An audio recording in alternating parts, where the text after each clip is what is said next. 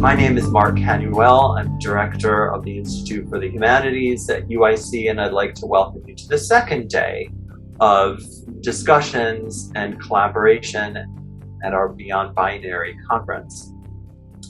I did a somewhat lengthy introduction yesterday. I'm going to keep it shorter today so that we can move on to our first panel of the day. But I do want, once again, to thank Nick Weststrate and JT Turner, my co-organizers for this conference.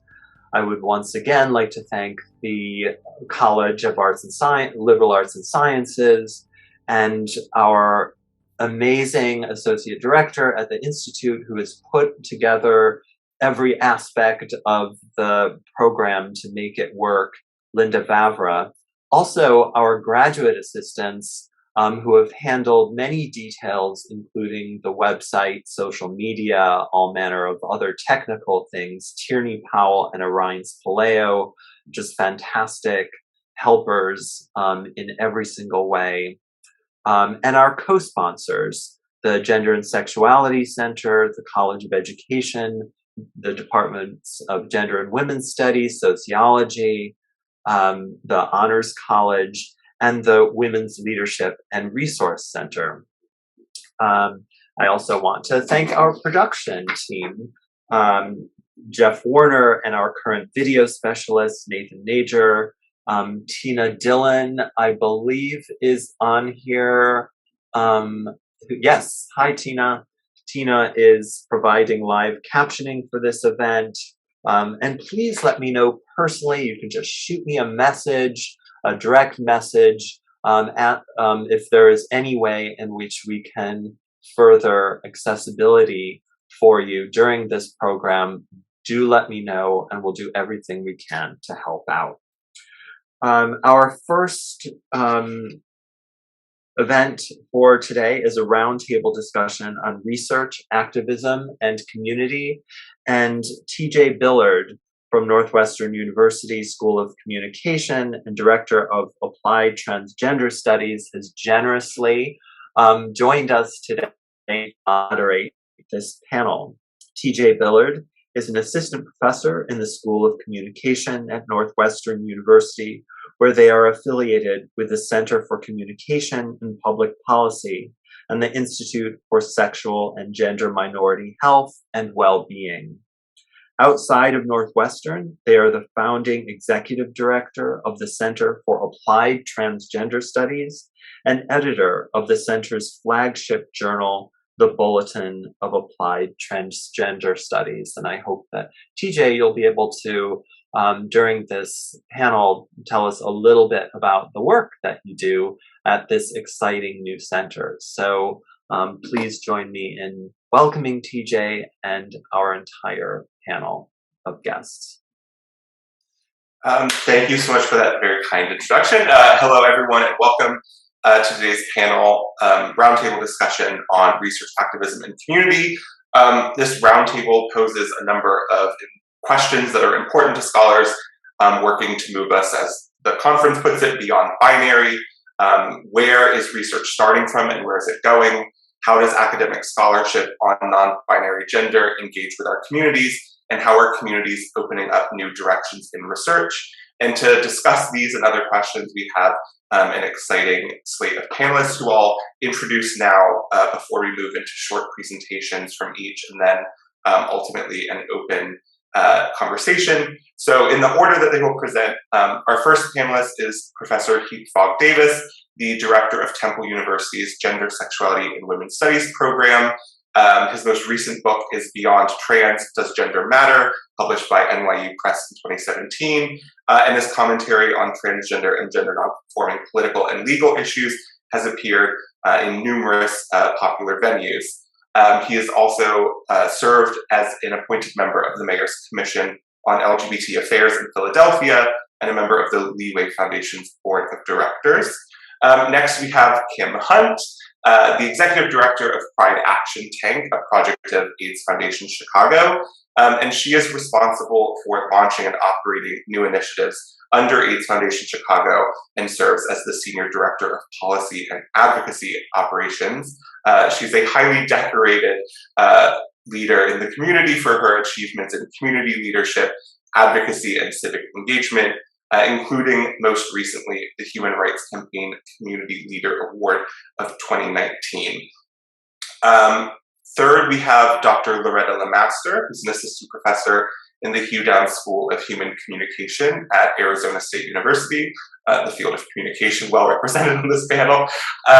Loretta is a critical cultural communication and performance scholar, and they study the performative, discursive, and material constitution of cultural difference as it manifests at both individual and systemic levels. With an intersectional focus on difference, they're interested in the performance of identity, non-normative modes of relationality, and the mundane performance of self and as culture. Fourth, we have Benny Mackenzie Mack, a trilingual facilitator, educator, activist, researcher, and the founding and managing director of MMG. Mackenzie holds more than 10 years of experience helping organizations, community groups, governing agencies, and healthcare organizations create transformational cultures at the intersection of race, gender, class, disability, and LGBTQ identity, with clients based in multiple countries across multiple continents. And last but not least, we're joined by Dr. Emra Blay, a white, disabled, queer femme, and agender, non-binary, trans, abolitionist, health ethicist.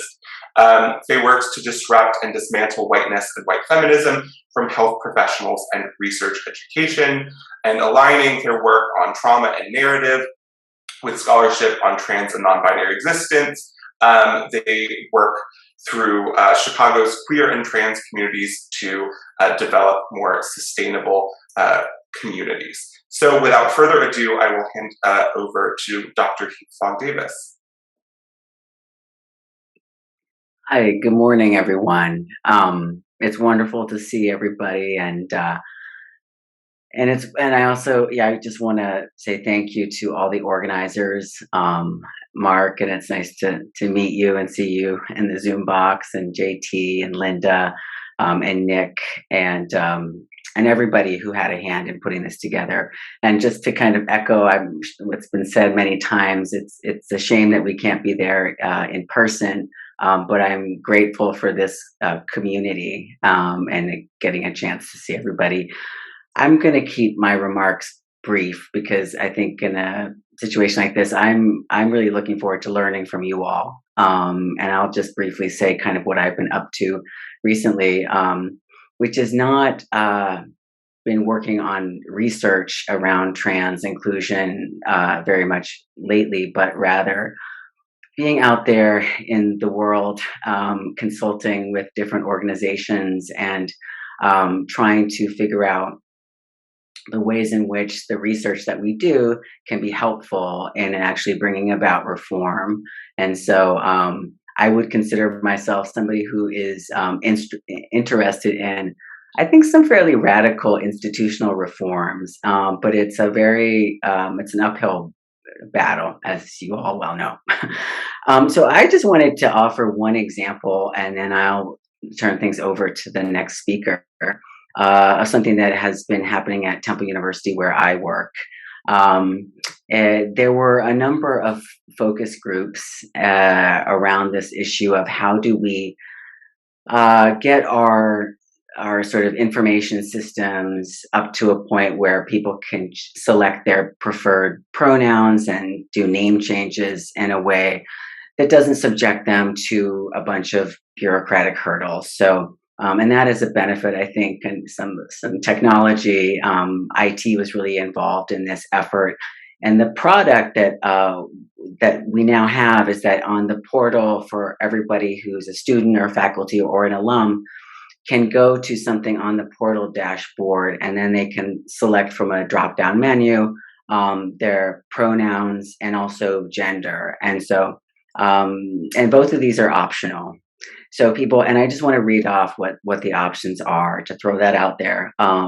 So for pronouns, it's he, him, she, hers, they, them, sie, zer. And then the last one is refer to me by my name only. And then for gender, we have woman, female, man/male, non-binary. And the last one is does not apply or I prefer not to share. And so that's I think an example of like a product that was, comes out of a lot of like different hands in the university, the institution, providing feedback and then what's feasible. And I, in my own work, am always interested in kind of like the role, goal, and context. So what's the goal here with regard to gender? What's my individual role or anybody's role? For example, like in the classroom, what's your role as an instructor, and the context or the setting? And so just to kind of put this out there as well on the portal, the goals that the university has laid out are diversity, but also in working with the registrar's office, and helping students over time before this policy came into effect make these changes. It was pointed out to me that the student records need to correspond with government records having to do with Social Security, Department of Education, U.S. Citizen and Immigration Services for compliance reporting. So I just, this is a sort of a different kind of realm, I think, in terms of like the work that we can do in the community. And I think it is a small but important piece of the larger puzzle, but it raises a lot of questions, and the final products are usually not ideal. Like, I think there's a lot to critique about what was arrived at, and at the same time, I think that some of these initiatives are worth doing. I'll pass things on to the next speaker. Thank you, Professor Davis. So next up we have Kim. Thank you. I'll be a little longer. You may have set a bar there, Professor Davis, but I'm gonna bust through it a little bit. So thank you, TJ, for that warm introduction earlier. And I was able to sit in on the conference yesterday, and just want to say thank you for having me here. I so appreciate the space that's been co-created for this summit over the last couple of days, and I'm really honored to be here. So I'm going to spend my time talking about Pride Action Tank's work in general and how we partner with researchers, as well as some of my takeaways. So a bit of background on Pride Action Tank, or PAT, as we call her for short.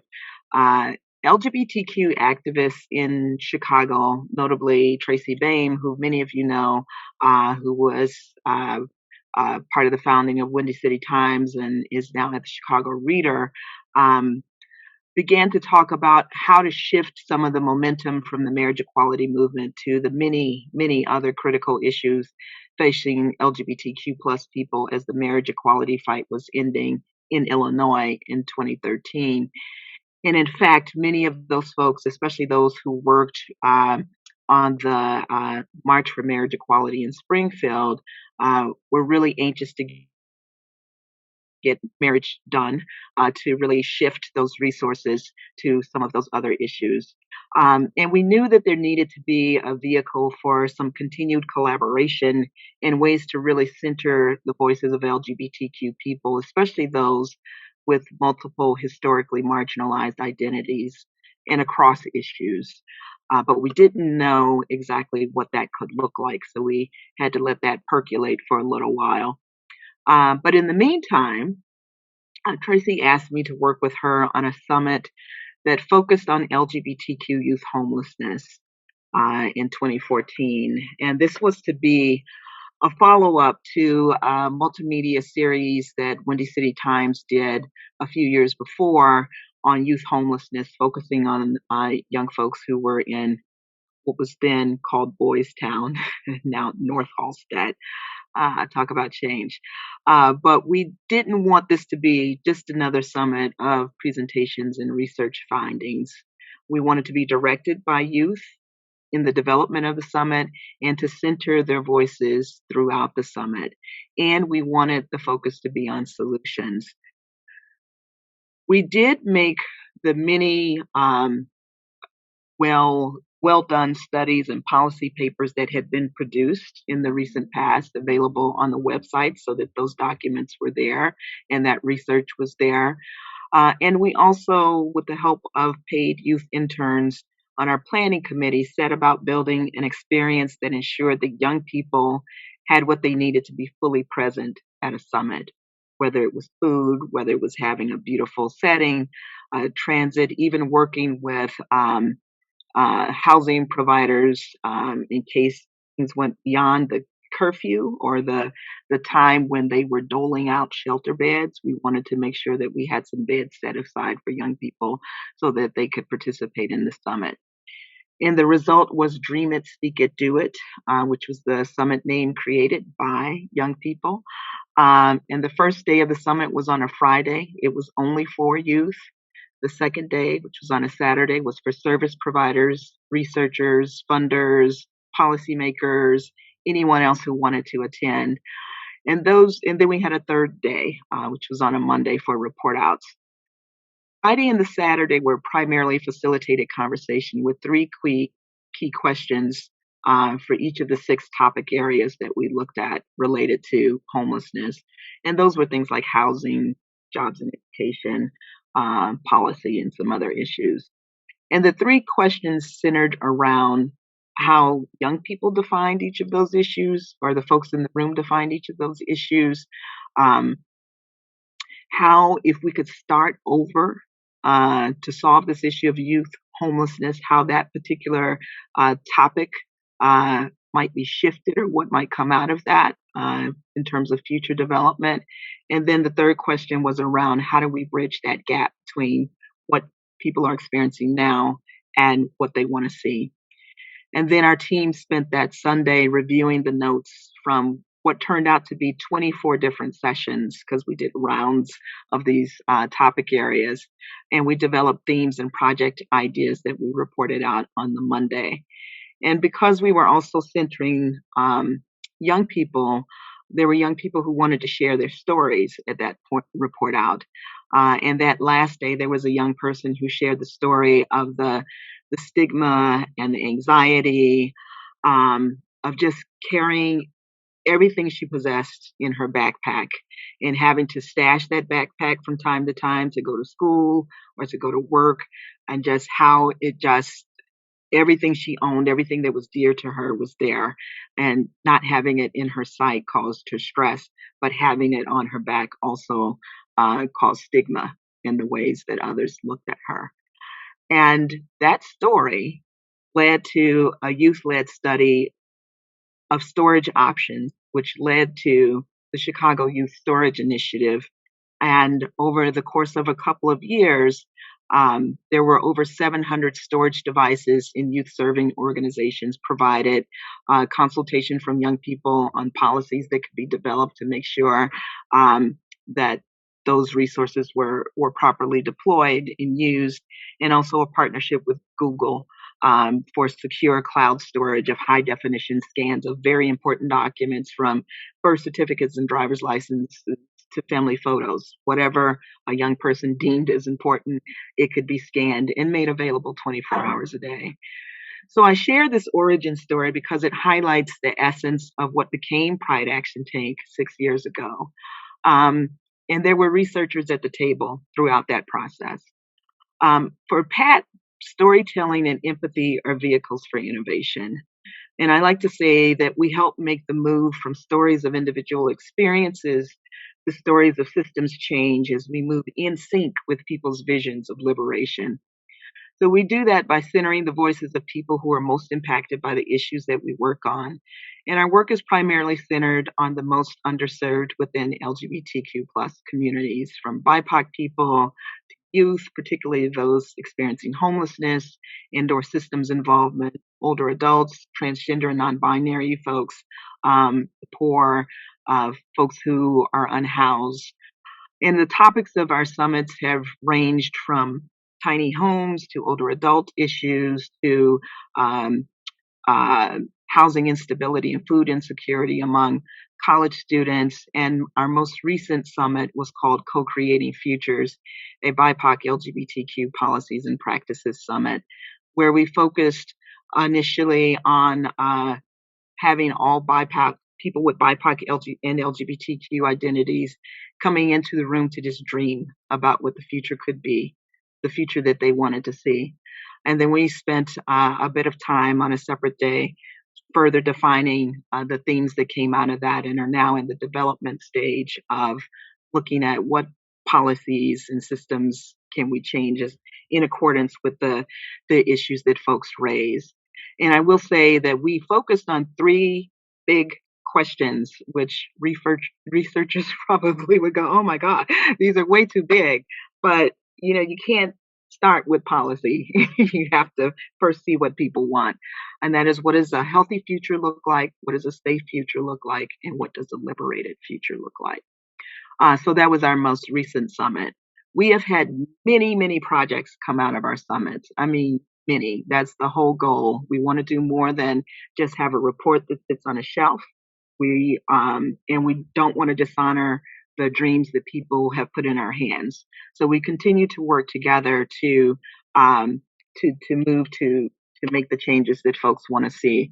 And that could be anything from policy changes, like updating the human rights ordinance to make it more trans and non-binary inclusive, to sexual orientation data collection law that just passed this past session, because the state is not consistently collecting this data, and it is hard to really build a case for the things that we know that we need without the numbers there. And in addition to putting the law there, we know that we have to work really hard on implementation, and that's where we are now with a lot of these things. We've also done a lot of work around expanding public accommodations like bathroom access to transgender and non-binary folks through policy changes and education.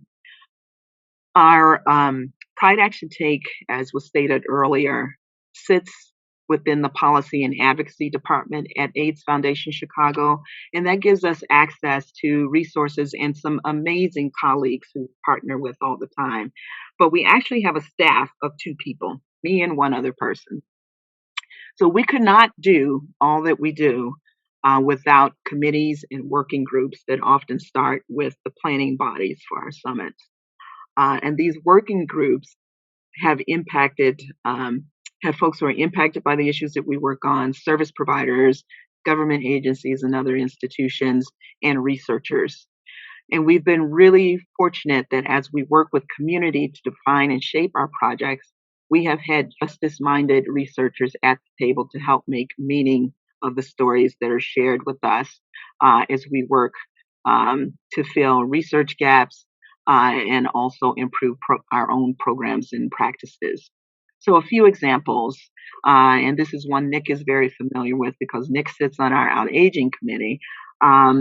So as a result of what we heard older adults tell us, we developed this program called Outreach, which includes both storytelling training, which falls within Nick's specialty, as well as advocacy training, because older adults told us they wanted opportunities to share their stories and experiences, and they also are not done advocating. They want to be a part of the change that needs to happen in the world.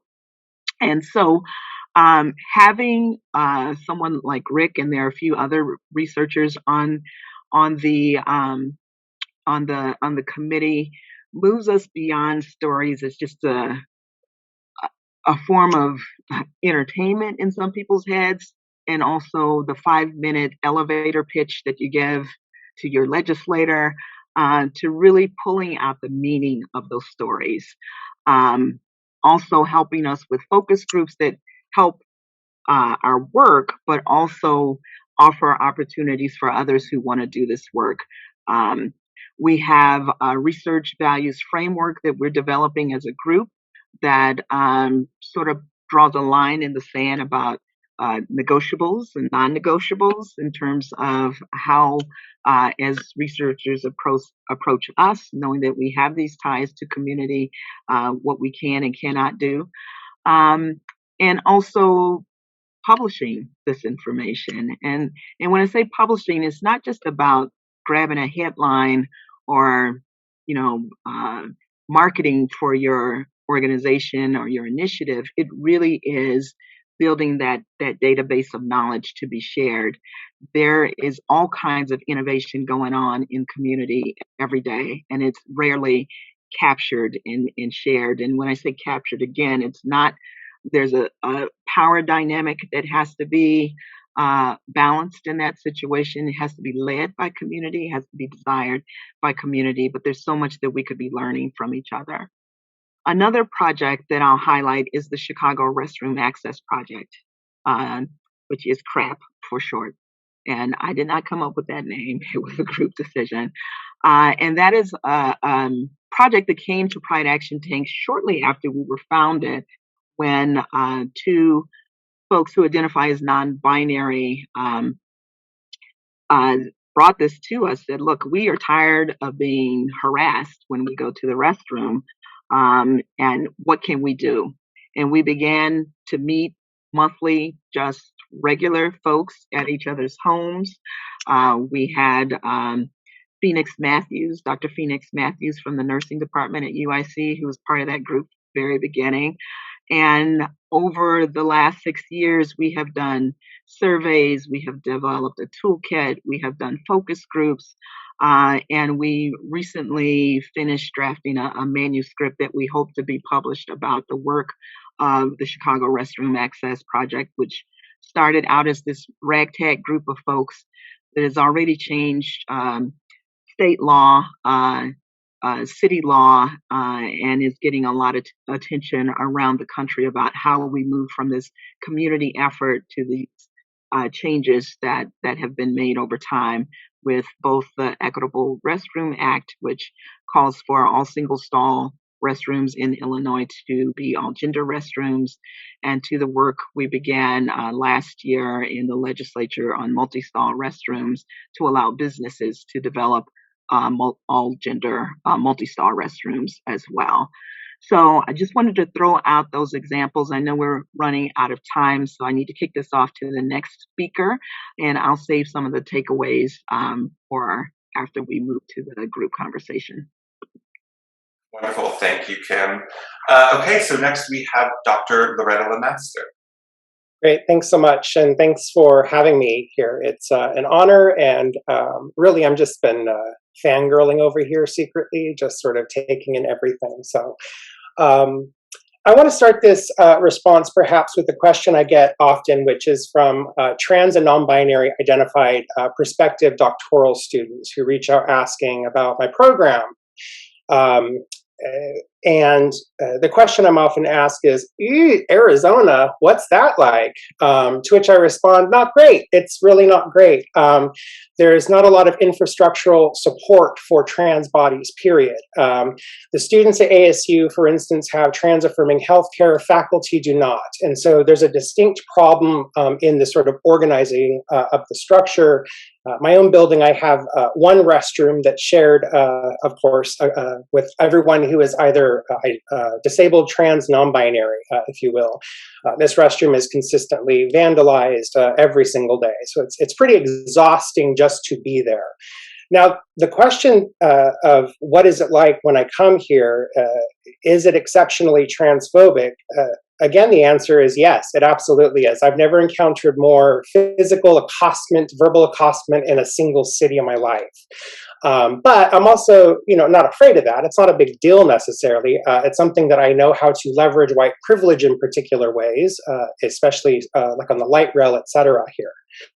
The response I often give is, the question isn't about gender so much as it is about race and perceived citizenship status in this state. And so transness becomes a problem, particularly for racialized otherness in this state. And so there's very much a very loud white queer bloc that's here, absolutely so. And very much so plays into sort of liberal inclusionary through a libertarian sort of politic route that's quite exhausting. And so that's my way of saying that the community-based work that I engage here is very much engaged in this ongoing battle with an increasing sort of white queer bloc that's moving in from multiple states right now, that's trying to really sort of take over this growing sort of gentrifying central space. One of the groups that I work with here is called Trans Queer Pueblo. And I'm going to put their organization URL in the chat here. TQP is, well, for me at least, infamous, and for a lot of reasons. They're the reason Phoenix Police Department are no longer allowed at Pride, for instance. TQP is focused on trans immigrants, and particularly trans-identified people who are encaged along the border here.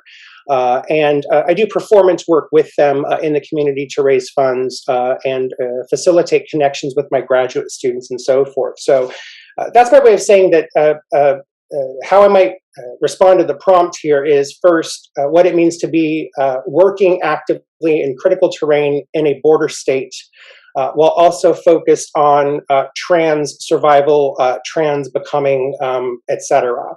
And I'm thinking through sort of three things here. One of them is, and a lot of this is teaching focus, because I'm alone here. I advise over 10 doctoral students right now, and all of them are working towards community-based work, but there's just no one else to sort of work with them. So one of the first things I want to make sure that is instilled in them is that they have to have a sort of sense of empowerment in voicing their political commitments without fear. What are your political commitments? What is the line that you are not willing to cross in terms of the teaching choices that you are making, the research questions that you are asking, and the means by which you are trying to answer those research questions? Now, because of the work that I do in communication, it's both performative and also sort of analytic based here. It means I have very non-normative research. And a lot of times, if that's poetic, if it's sort of breaking the prose presumed of what's supposed to be in an academic journal, there's often pushback. And so this brings me to this, my second point here, which is working to cultivate radical collaborations across ranks and across institutions. In terms of depth and breadth, to sort of advance some more radical, critical sort of arguments about whether it's identity, politics, or organizing more generally. Here, one of the things that I've been facilitating with my graduate students is an ongoing sort of pseudonym we use. We publish under what's called the Caucophiliacs, the love of ugliness. And we sort of scramble up the order of our names each time, so that our CVs always have a different order of how we're sort of organized in terms of author preferencing and privileging. And the whole point of that ongoing publishing experience is to sort of trouble what each of these calls are that we're sort of advancing in different forms. And the final point here is thinking about the body in a space as an academic, the body in academe. What is our role in terms of actually intervening in fascism as it's making its way in and beyond and through our classrooms? And so a lot of the work that I've been doing also with graduate students and increasingly with undergraduate students here is actually staging fascist encounters in classrooms and how to intervene in those without getting campus police involved. So how can we cultivate communities of care, mutual aid, and support, and cultivating a sense of sort of empowerment that isn't about a degree, but what we're learning to sort of cultivate another kind of world. I'm going to go ahead and stop there because I can't wait to get to the open dialogue as well. Thank you. Well, thank you, Dr. Lemaster. So next we have Bunny Mackenzie-Matt. Thank you so much. Okay.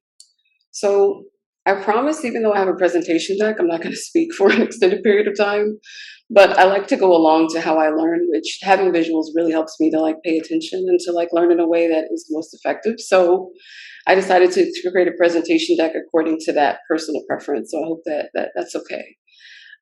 So what I wanted to talk about today is I wanted to talk about specifically the workplace. And within this context, I want to talk about researching harm in the remote workplace in the age of COVID-19. And I want to preface this by saying that the first time that I ever read a research report about the experiences of trans and non-binary people within any workplace that I felt like was not tokenizing, wasn't marginalizing, and was actually affirming of my identity was when I created the research myself.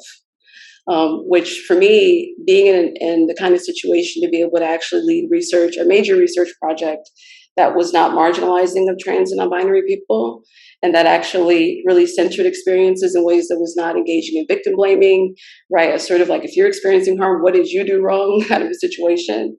for me was really restorative. And I think for my fellow co-researchers who work with me on this research project, they had a similar experience as well. So for those who may not know, my name is Mackenzie Mack. My pronouns are they, them, theirs.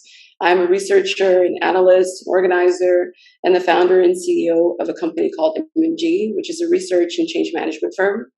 Most of the folks that work at MMG, and it's a team now of about 24 people, are Black and brown people, queer and trans folks, non-binary folks as well. And so in terms of the ways in which we are framing our research, we like to tell people all the time that we are not neutral, that we're never neutral, especially when we're conducting both research in the public sphere and then also in the private sphere. But taking a note out of the book of the Trans Journalists Association, we really like to focus on what it means to be subjectively aware. So how I'm thinking about my positionality and understanding that the ways in which I see the world, the ways in which I think about power are going to be informed not only by a desire for collective liberation, but it's also going to be informed by the ways in which I've experienced oppression and marginalization as a Black, queer, and non-binary person. And then with the other researchers that I work with, the ways in which they've specifically experienced marginalization as well. Now, I always say this, I'm a millennial, so I love Twitter. So if you want to tweet at me during this, please feel free. You may not want to, that's totally fine. But I always offer that invitation, just recognizing that people process information and engage with information in different ways. So feel free to tweet at me during this if you'd like to. So as a sort of general just note in that, as I talked about previously, I'm going to be talking about very high level the state of harm and harassment in tech specifically, but then also even more broadly within remote workplaces. So I just want to give a content warning around that completely understandable if that might bring up past experiences with either harm or harassment in the workplace. And if that does happen for you and you're feeling triggered, please feel free to take care of yourselves in ways that make you feel most safe and in ways that make you feel most secure. As a way to further ground ourselves in this sort of content advisory, before I present any sort of research around harm, around identity, marginalization, I always love sharing this poem by Justice Doula Mickey Jones, who is a Black woman organizer who does a lot of work within the American U.S. South around racial injustice at the intersections of race, religion, and other forms of identity. But I'm going to read this aloud because for me, I think it helps to sort of ground ourselves in the space. So the poem reads, "Together we will create brave space, because there is no such thing as a safe space. We exist in the real world. We all carry scars and we have all caused wounds. In this space, we seek to turn down the volume of the outside world. We amplify voices that fight to be heard elsewhere. We call each other to more truth and love. We have the right to start somewhere and continue to grow. We have the responsibility to examine what we think we know. We will not be perfect. This space will not be perfect. It will not always be what we wish it to be, but it will be our brave space together, and we will work on it side by side." As someone who has 2 degrees from the University of Chicago, and for about 4+ years was in a very, very white dominant environment, that whenever any sort of data or research was brought up, it was very much through the lens of how do we talk about the data that's been gathered in a way that's completely emotionless and a way that doesn't center people. And I remember always thinking and feeling that that was not the correct approach to actually doing research within communities, because if we don't have an emotional tie and connection to the kind of research that we're doing, I think that's I think that creates one of the major issues in terms of how data is interpreted, is because we think of it simply as an intellectual endeavor. And we don't think of it in terms of actually research that potentially could intervene in harm that's being done, that can dismantle systemic oppressions, right? Which have an incredible life-changing impact on those folks that are most vulnerable within our society. So I'm starting with this Brave Space poem by Mickey Jones, because as I share some of the findings from our remote work research report, I think it's important for you all to understand my positionality as a researcher and also as a data analyst. So question, this can be rhetorical, you don't have to respond to this live in the chat or anything, but if you want to, you can. And the question is, have you ever described harm you experienced to someone and they responded by telling you that's not harmful? If I had to make an assumption, I would guess there are a lot of people on this call that's happened to. I know this happened to me many, many times. And when this happened to me, this has basically been my reaction of that frustration and that overwhelm with, how are you going to tell me something that's harmful to me is not harmful, right? So it's thinking about the ways in which people define harm And within a white dominant patriarchal capitalist society, typically things are not defined as harmful unless they are harmful to the bottom line. If they have a negative impact on profit, or if they have a negative impact on a person's ability to be able to produce profit, then it's considered harmful. If it's about the actual emotional, mental, physical, spiritual well-being of an individual person, typically it's not defined in that way. And so when we actually sought out to engage in this 8-month-long research project, we found it really important to actually define harm, and to think of it in specifically within those terms and through the lens of power. What are the kinds of harm and forms of harassment that are typically ignored?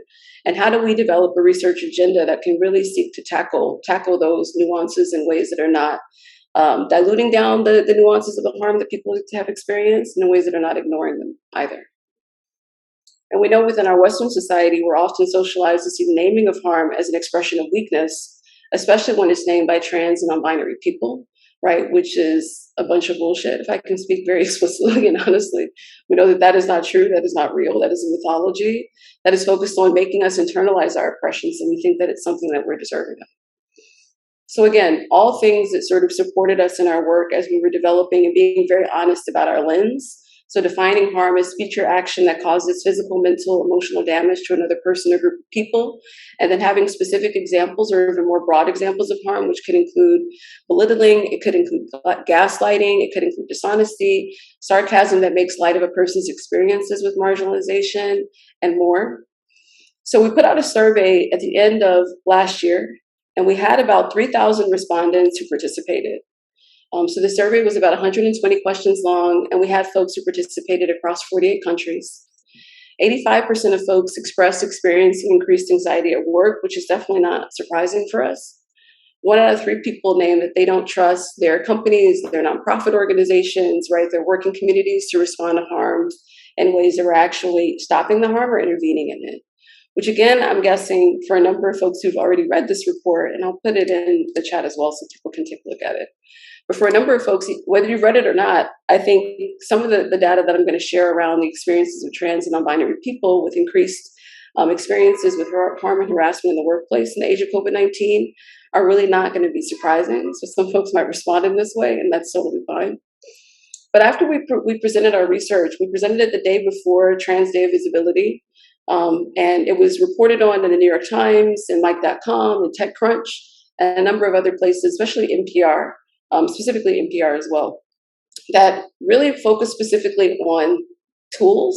And so wanted to take the research that we had presented, even though we were very direct in our research saying, this is not about tools, this is about people. And this is about the ways in which people who hold the most dominant power within organizations and working communities make really shitty decisions about culture and about policy and about people.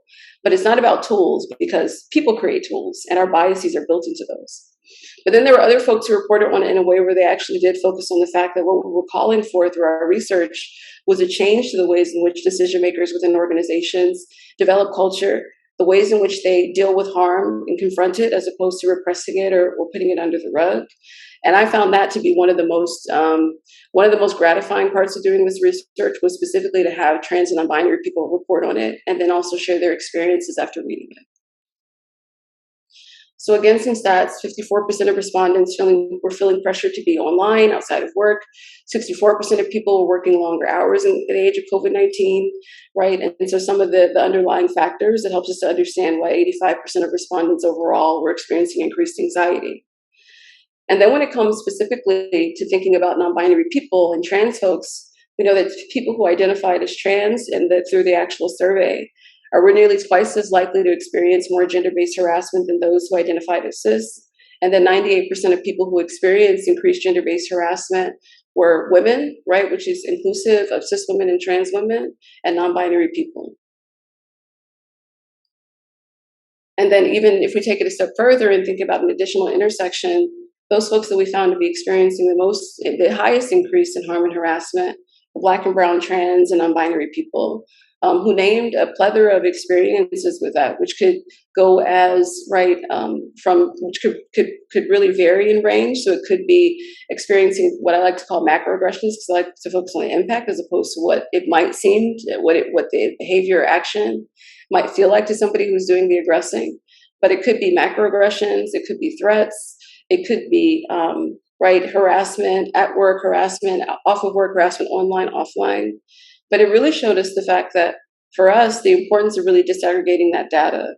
One of our co-researchers, Ellen Powell, went on CNBC, and there was a cishet white woman who asked her a question, and the question was, why did you choose to disaggregate data this way?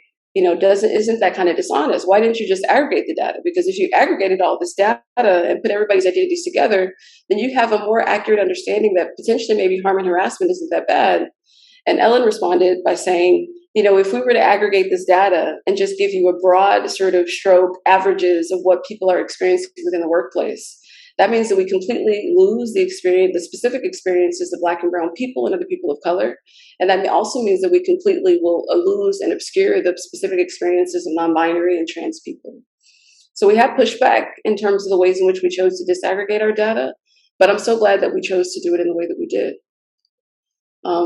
One of the last things that I want to share is around some of the questions that led our research in terms of really the questions that were critical to how we understand injustice and power dynamics. So one is, who is harmed, who is helped, and in what ways?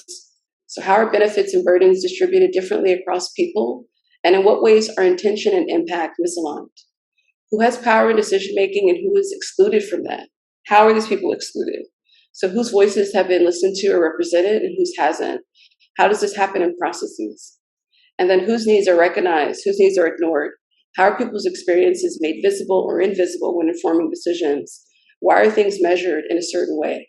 So definitely applied a lot of systems change thinking, a lot of to our processes, and especially use the 4 Eyes framework, where we're identifying the ways in which oppression is constructed in society, but then also using that same framework to ask ourselves, well, how can we create liberation in society at the individual, internalized, ideological, and institutional levels?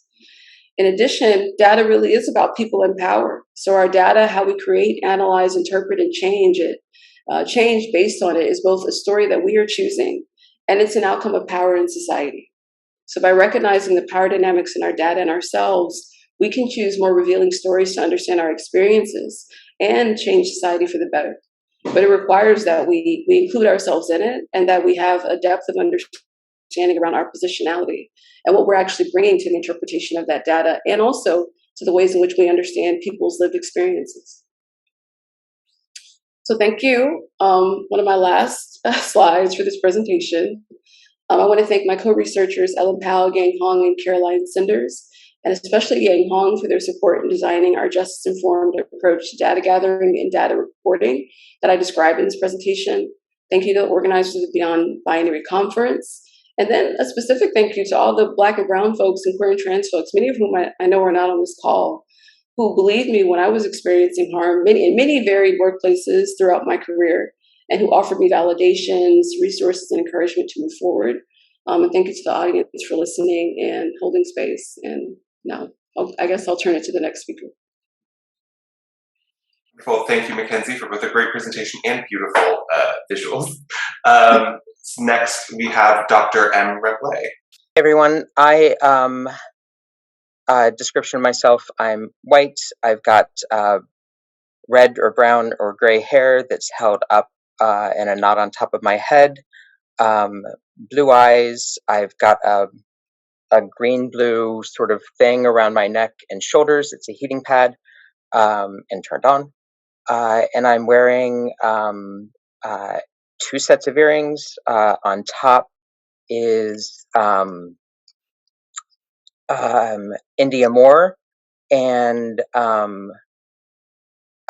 this is from a couple of years ago, I think September 2019, when they had these earrings that were made with the faces of the Black trans women who had been killed up to that point during the year. And below that is another earring that says, "Hope is a discipline," one of the famous phrases from Mariam Kaba.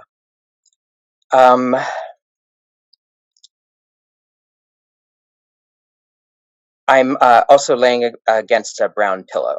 Want to note also that I'm in the middle of a pain and fatigue crisis right now. And as a reminder for those of you who need it, There's no need to say that I should feel better or get rest, because that's not how chronic conditions work. I'd like to thank the organizers of this conference, and especially Mark in particular, for repeatedly asking me to be part of the program. Um, it worked, and I'm here. So thank you, Mark. My scholarship, my research, activism work that I do has primarily been in the academic environment, and mostly only in health professions education, although expands out into humanities and some other areas as well. My community, the communities I work with, that I am or have been part of, are the students in these areas and all of their future patients, people who live in communities. My goal had always been to want to stop the violence that clinicians brought onto their or our patients. I fit in both categories. I'm a patient quite often. I'm also a clinician. From the simple, like, we need to believe what our patients say, to the anguish and anger that we feel towards these clinicians who tell, for example, fat people with a broken bone that they need to go on a diet and do exercise, hyper focusing on gender care when we trans people go in with a broken bone, being basically incompetent whenever Black and Brown people are patients, and ignoring all of us who know our own bodies far more than they, the clinicians, do. Several of the panelists so far have already said some of the things that I have in my notes here. Kim Hunt earlier said something along the lines that the things she does, the things I do, come from the people who are experiencing the most harm. And for me, those are our students, those are the community members, future patients, current patients. And as Bonnie Mackenzie Mack was saying, I do this also with stories and narrative. These are always what lead to change. I'm speaking in past tense in part because in the last 4 years, I've been here about 5 years at UIC nursing. I focused on medicine at first because I came from Temple Med, the Center for Urban Bioethics. And I started focusing on nursing at the request of my UIC nursing colleagues. It's a great question from Loretta Lemaster. What line are you not willing to cross? I didn't really have one in the work I've been doing. My experience here can be a case study for why a junior faculty member attempting to disrupt and dismantle the violences of whiteness and white feminism, which includes all these requirements around gender and professionalisms, which are also violent because they are the requirements of white supremacy, that doing this stuff alone will fail. I tried recruiting others on. Many were scared, which is fine. For many, it would be more dangerous for them. I didn't want them to have to put themselves in this danger. Like many others here and all over, white cisgender women are among the most violent toward not only my work, but my existence. They're not, though, the people who physically attack me when I'm out in the world. Loretta, I was surprised when you mentioned about not feeling too upset or scared about the physical attacks because you knew that you could use your white privilege to help you extract yourself from the situation, is how I'm guessing that would be phrased. Please correct, though, if I have it wrong. I haven't had that opportunity here. Maybe it's disability, difficulty moving around. I'm not sure what, but the physical attacks still happen. They aren't the things that I focus on with trauma, though. That's mostly the work of white women, and sometimes from our queer and trans communities themselves. At UIC Nursing, we have a huge focus on microaggressions. even though some people say microaggressions are part of interpersonal as opposed to larger structural, interpersonal interactions also include physical assaults and blatant racist name calling. Microaggressions aren't micro, they're always huge. They're only micro to the people doing them. Microaggressions are always centering the white, non-disabled cisgender person.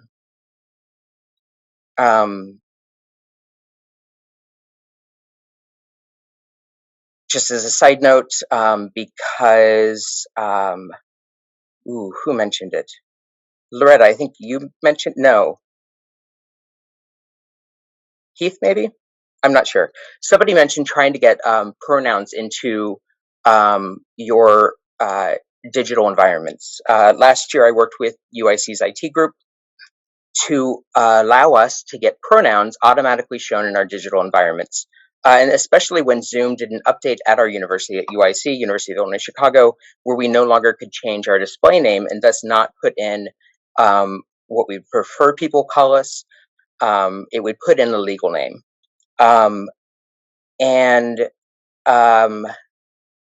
We now have an option of setting it up in UIC's, I think, HR for employees and Dean of Students area for students systems, such that throughout our entire digital environment, our pronouns can now display. We can now have the name we want to have show up display. And this is great. One of the things I've been most proud of in the last year. I have other notes. I think I'm going to skip all of those for now.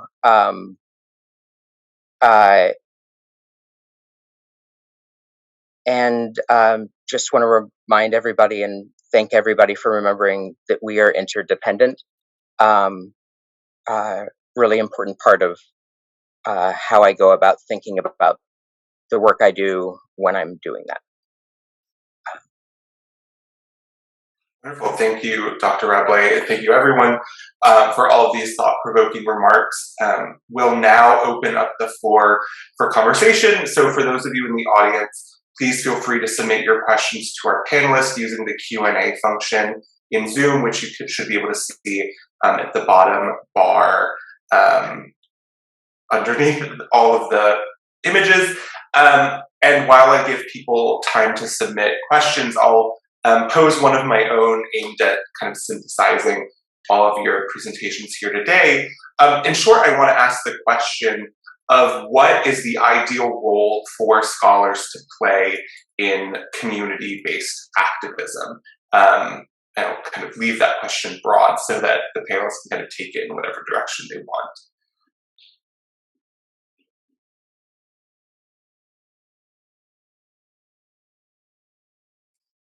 Maybe can I start and just say briefly, I think one of the things is moving the esoteric to accessible. And I know that specifically within academia, there's so much praise that goes to folks that can write, folks that can write about their research in a way that can be understood by the least amount of people. And I feel, and that's also based on my own sort of experiences within academia. There's so much reading that I've done where I think, wow, I wish that my grandmother could read this and understand it, or I wish that, you know, my brothers could, or other people in my community, because of the ways and the processes and approaches that are typically taken to research and to like documentation of it. So for me, I think when I think about the work that a lot of scholars that I follow and admire do, I ask that of myself as well. I say, well, you know, I wonder what would it mean for me also to be very cognizant of how I'm writing things, how I'm presenting things, and how I'm understanding the need to take what I'm writing and take the work that I'm doing and present it in the most accessible way possible so as many people can understand it and interact with it and engage with it. I'd like to add to you what you're saying there, Bunny. I really appreciate that. It's the writing.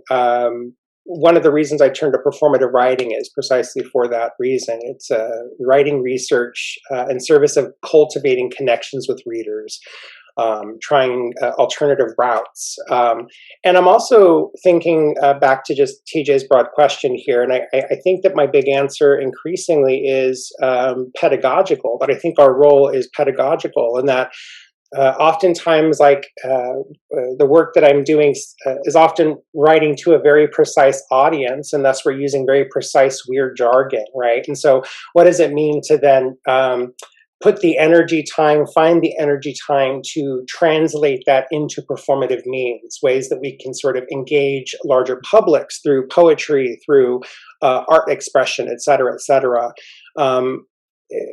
That's something I'm certainly pressing, particularly with the grad students I advise, that the frustrations with access often falls on our capacity to do the translating work, to facilitate open conversations with broad audiences who, maybe don't have the tools to unlock the work that we're doing here.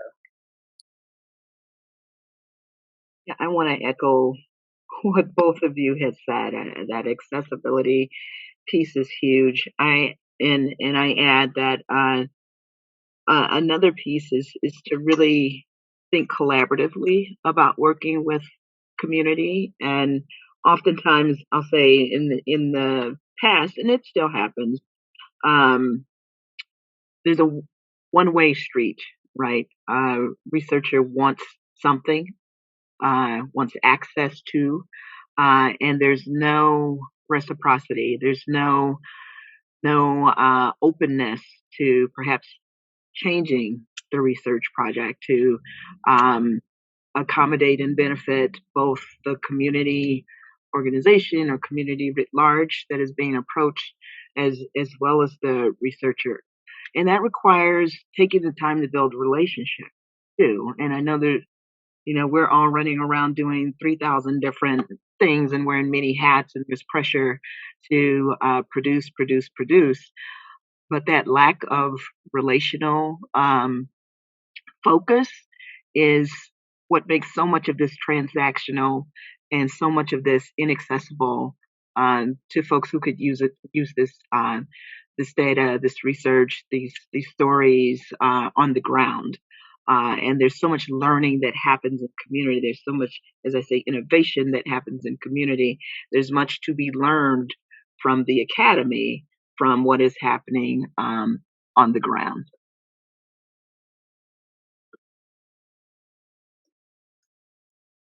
I'll add in, sorry. I'll add in just quickly that I'm agreeing with everybody before me, and also we need to remember that the community members, they're the ones with the expertise.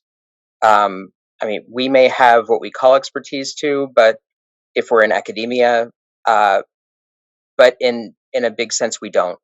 They know far more than we do, just like a patient knows far more about their own body than a clinician does. The community members know far more about their own existence, what it's like living in the community, what it's like interacting with people from outside the community, including us, even if we grew up there, because then we also get changed by our education. And so, yeah, they are experts, and we need to remember that as a thing up top, like first.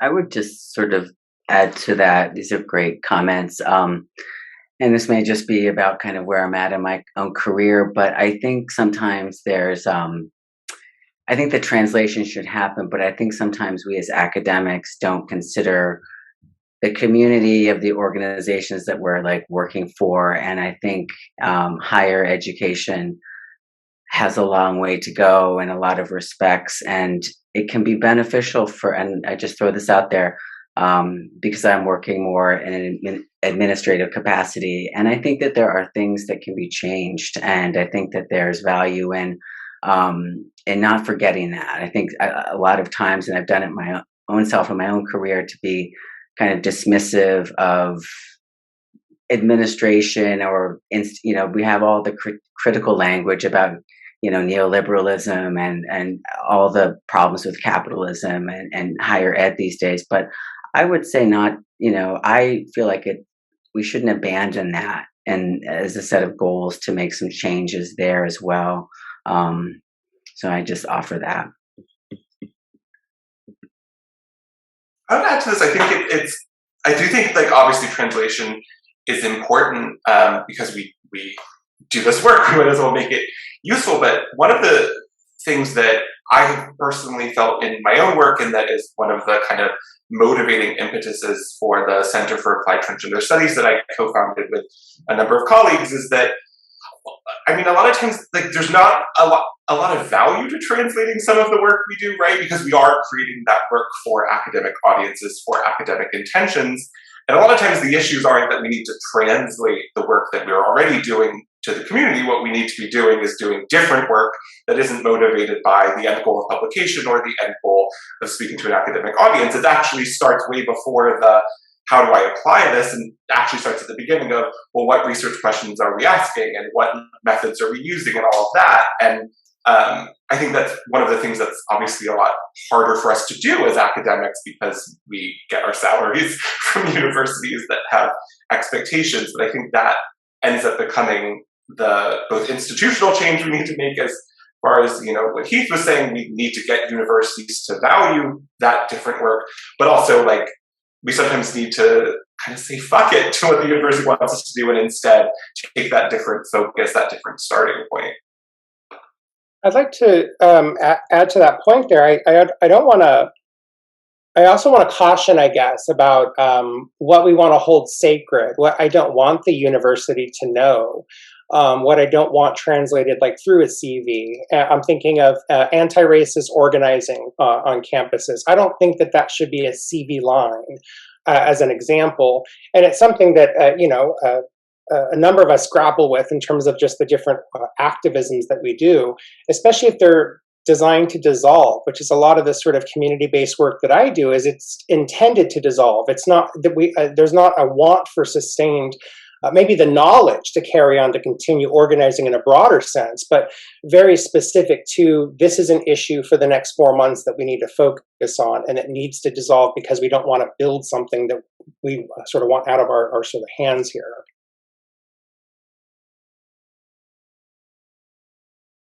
Mark, do you have a question?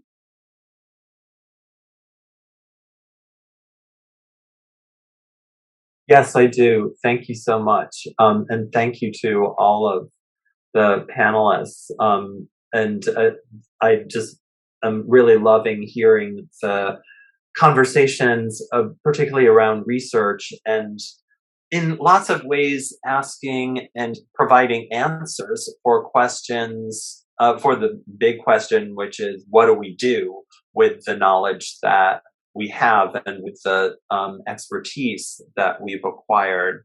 But I guess I wanted to, or I should say, and I would like to maybe ask a question that's a little bit more pointed from some of the conversations we were having yesterday, which were often at a kind of theoretical, historical, and contextual, culturally contextual level of discussion that, TJ, I guess you might characterize as a little bit more typically academic, in that there were discussions about how to define non-binary and what is the relationship between non-binary and trans identity. Are these even identity categories at all? What's the nature of coalition building? These are all questions that have animated humanities inquiry, not just within the past 10 years, but, I was thinking about the relevance of some of the discussions yesterday to Marxism, the whole history of Marxist organizing. But I guess that is to say, what is, are there examples that people have experienced of those traditional modes, for want of a better word, traditional, even though they can be radical too, but those modes of academic discourse that can be used and are relevant to the work that people are doing in the communities that they're working with right now. And, Bunny, you were mentioning, just the abstraction and of a lot of the academic research that you were doing. And so that was kind of ringing some bells for me right there. Maybe you could speak to this a little bit more. Like, are there ways in which humanistic discourse has had traction within the way people think about their relationship to community organizing and political action? Or are these just did we just have one day of discussions that was sort of interesting and exciting, but maybe they don't have a whole lot to do with the way people are approaching their current questions and ways of being in the world? If okay, I can speak to that a bit. So the first things that came to mind are about how to define non-binary, what's the relationship, if any, between that and trans, how do we think about that in a global context as well? My immediate thought is that this just sounds like part of ciscentrism, cisgender centrism, cissexual centrism, where non-binary, trans are existences that aren't normal, and so we've got to figure out what exactly are they and name them. And part of that categorization is also against, in some ways, the premise of not binary. Not that it can't be defined, but that the idea that it should be defined, in part also just sort of feels like it's jumping back towards a lot of the sort of feminism appropriating radical transmisia. The acronym for that is FART. Better than TERF, because if you're anti-trans, you're not a feminist. And then that question, are there examples we've experienced of traditional modes of academic discourse can be used and relevant to working with people in the community? So a lot of this is also ciscentrism, is how I'm thinking about it. I've heard a lot of people today and yesterday use the short phrase identify as.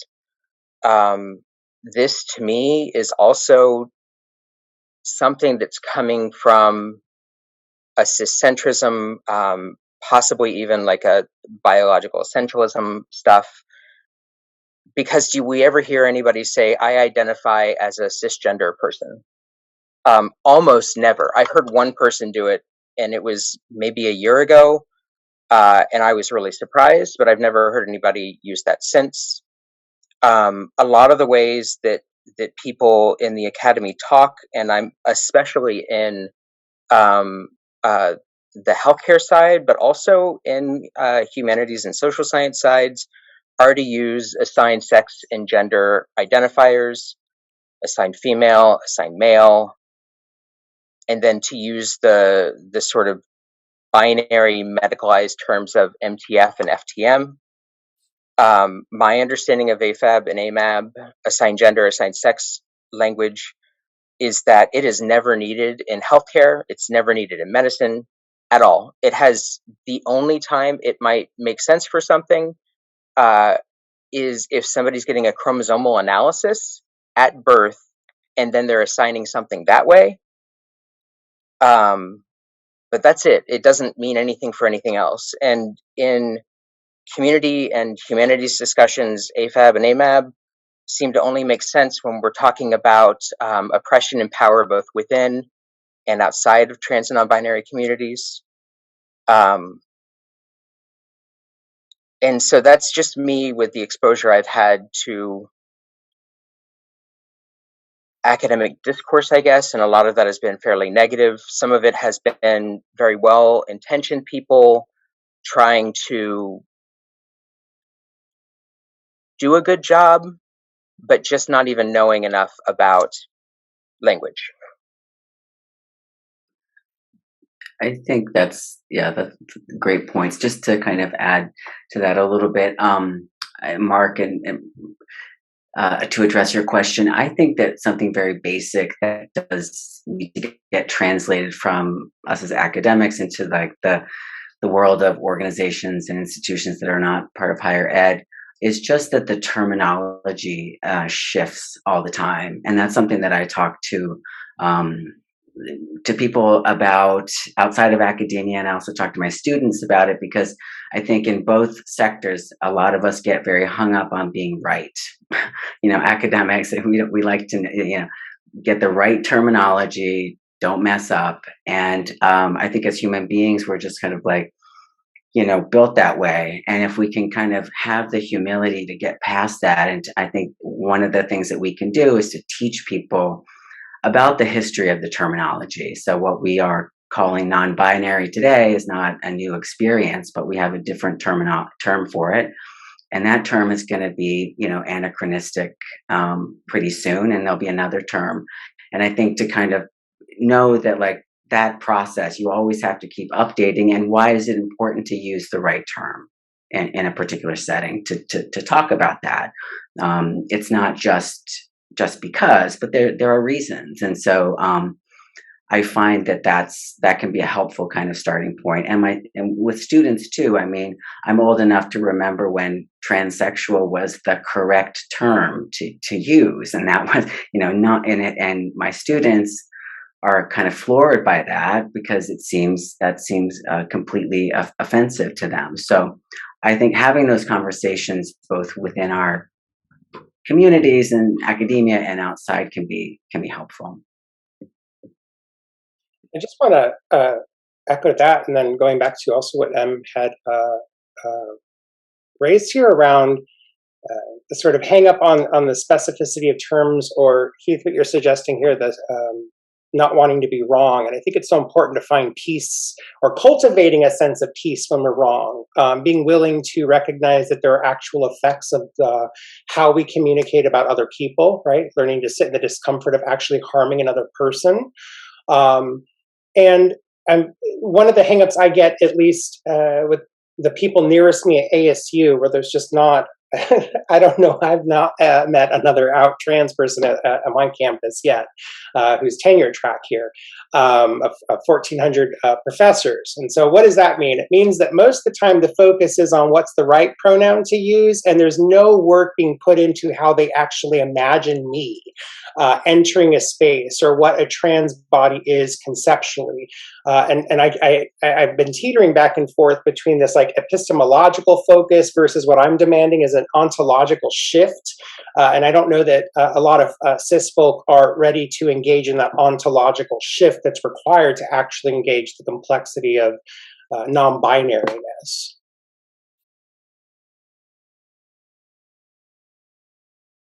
I also think when we think about the value of, like, in particular humanistic thinking, like, there are kind of two ways of viewing it, and I'm sure that there are kind of historians of scholarship who have a thought on which of these two visions is correct. But we can either look at like a diffusion of ideas, right? When we think, for example, about the way that the language of queer theory has kind of permeated queer politics at a popular level over time.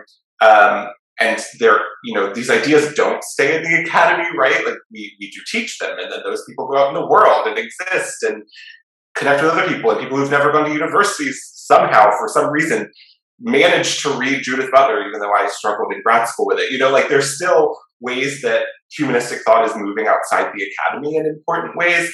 And at the same time, scholars are frequently not originating ideas, but are kind of percolating up ideas, kind of coming up with syntheses and descriptions of what the communities are actually already doing. And so in some respects, scholarship is also not kind of ever irrelevant in that sense, in that we're perhaps kind of systematizing ways of thinking about these things, but we're not inventing them. And so I do think that there's still an important central role in that way. And just sort of echoing what a lot of you have shared, from my perspective too, I think, as a Black, queer, non-binary person, that it's always humanist for me. It's never separate. When you go into academia, it's presented as being separate. So like when I first started my first day, literally, of starting my bachelor's at U of C, I remember that being so confusing for me, in that it was, okay, first focus on this through the objective lens, whatever we're studying, whatever we're discussing, and then we can add the humanist lens after the fact. And that was so confusing for me because as somebody who, was raised by Black folks on the far south side of Chicago who lived at and below the poverty line, the human aspect of it was something that was always centered for me based on how I was raised and the people that I come from. So I think in terms of thinking about that, I think about how that is so innate and inherent to a lot of movement work that's being done within Black and Brown communities, within Indigenous communities and queer and trans communities, where especially even if we talk about abolition movements, you have so many activists and organizers in that space that are constantly, just as a part of their practice, without it seeming like something that is separate or different or something that is extra, encouraging us to actually think about the ways in which we have internalized carceral culture. And it's already built into the ways in which they're organizing, and it's already built into the ways in which they're teaching people in the community, including me. These are folks who taught me so much, not just about, okay, prison's bad, police bad, things I already knew, but also like, what does it mean to dismantle the cop in your heart, which is not my terminology, but comes from one of the folks who I love and admire, who writes a lot about carceral culture on Twitter, whose name it escapes me right now. But for me, when I think about that, I think that sometimes there are great things that we can get from academia, and then there are also things that I think can kind of put us off the path of things that are naturally intuitive to us, which is already thinking about the human aspect and thinking about the why and asking ourselves a lot of those philosophical questions, and then also questioning the depth of our commitment to the politic. So for me, I think about that. And then I also wanted to name this as well, based on something that you had shared earlier, TJ, that I actually have the privilege of not relying on a university for a salary, which, not to rub that in, but I do want to say I'm very grateful for that. And there are other constraints that I have as somebody who works in the private sort of public sphere, especially when it comes to, am I going to accept money from an organization that I know in the past, has done a lot of harmful things to trans folks, non-binary people, and to Black and Brown folks? And what does that say about my politics? So a lot of philosophical questions that I think about often and talk to other people in my community about, so that it's not just a decision that I'm making, but it's also something that's community informed. So we are running close to the end of time, so I'll just pose one more question for us to end on. And it's, thinking about this as a conference that is focused on non-binary identity, or more, I guess, more to the point, rather, identities beyond the binary. And conceptually, empirically, this is poorly understood by the public, by policymakers, by power holders across key social institutions. So what role can or does research play in changing that? And what does changing that look like? Can you repeat that, TJ? I'm not sure I can. I don't remember exactly what I said. Basically, the concept of identity beyond binary is not something that the vast majority of society, the vast majority of power holders in society understand. How can we leverage research, to use kind of, I guess, corporate lingo, to actually change that in meaningful ways? And what does it look like to change that?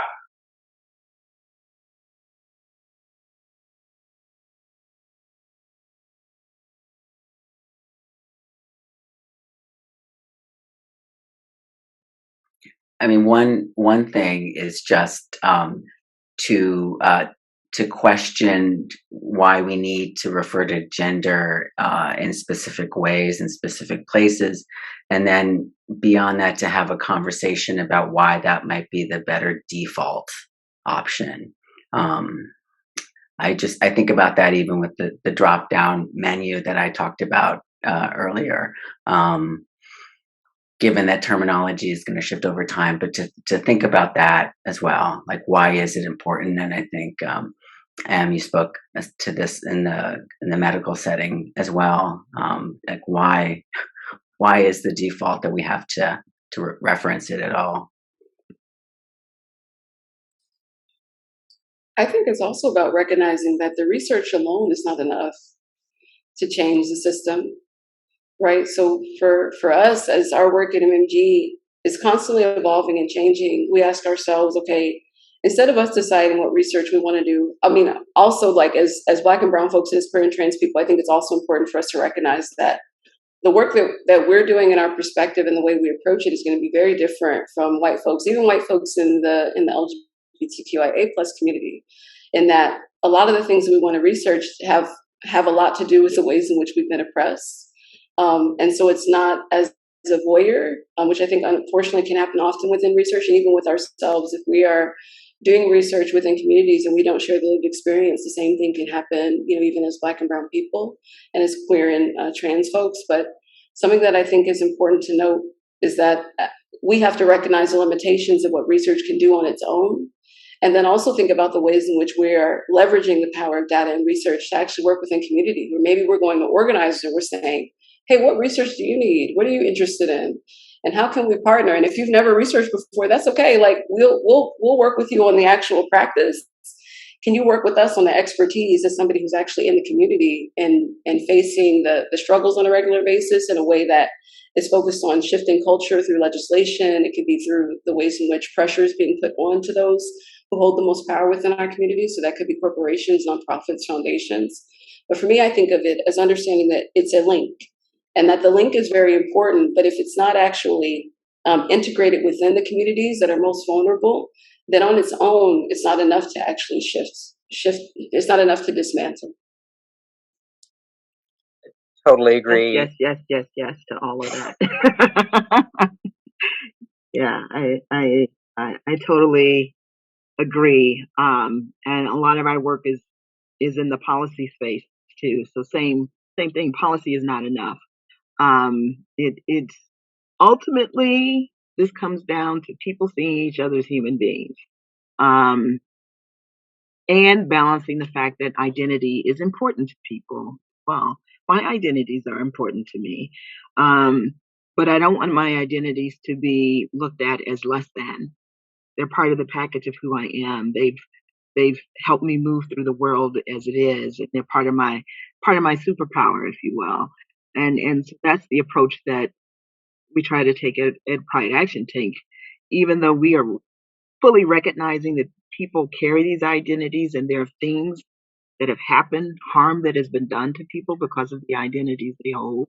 Inherently, there's nothing wrong with their identities. It's what's going on in society. And so the research is a tool, the public policy is a tool, the trainings are tools, but they are not the end all and be all for the change that needs to happen for people to get to the point where they see each other as human beings. Yeah, absolutely. Absolutely. And so in addition to the white folks doing research upon Black and brown people, when cis people are doing research upon trans and non-binary people, it's the same thing. And same thing as like non-disabled people doing research on disabled people. I'm white, and most of UIC students are Black and brown. UIC's hospital catchment area mostly has Black and brown folks. And I do everything I can to try and not let my own buy-ins into whiteness come through in the ways that I try to approach things. And that's really, really hard. And I did, I think, well enough of that at UIC. In fact, maybe this is me doing a good job that this is my last year at UIC. Not my choice. Yeah, it's really hard when the guiding folks don't have, and this is even in nursing, don't have people's humanity as like a starting point. Nursing is supposed to be a caring profession, the most ethical, the most trusted. We are the most numerous, and we do the most damage to people because of that. Noting the time real quick, I just wanted to jump in and offer some thoughts here to the question. I think for me, it's committing to continuously finding comfort in uncertainty and unintelligibility, and resisting a sort of academic impulse to make sense of difference. And I think that that's a sort of fundamental different point of departure, which is to say, how does difference engage itself on its own terms, as opposed to sort of forcing meaning making onto a community itself. And so unintelligibility, and for me, intelligibility really registers as whiteness generally. And so what does it mean to think of unintelligibility in terms of evading sort of colonial gaze that with certainty sort of asserts gender always and already?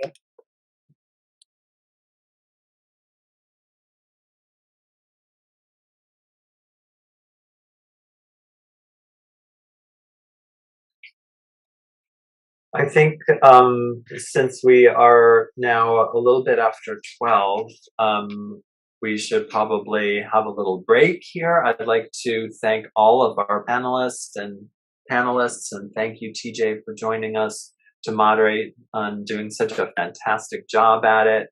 So thanks to everyone for this conversation. I hope that this is going to be I know that this is going to be leading to future collaborations. And we're going to take a break and then reconvene in an hour to hear Jay Rice, aka DJ Dapper, who will be doing a fantastic presentation on house music. And the title of their presentation, which is on the program, is House Music and Exploration of Queer Black Joy in Chicago. We hope you will come back to join us after the break at 2 p.m. I hope that you'll take some time to fortify yourselves and join us after that. And then after Jay's presentation, we will be having a virtual coffee time. And I'm posting both the program and the link for that coffee time in the chat. Please join us for future conversation. So we'll see you after the break at 2 o'clock. Thanks to all of you, and thanks to our audience for tuning in. Thank you all so much.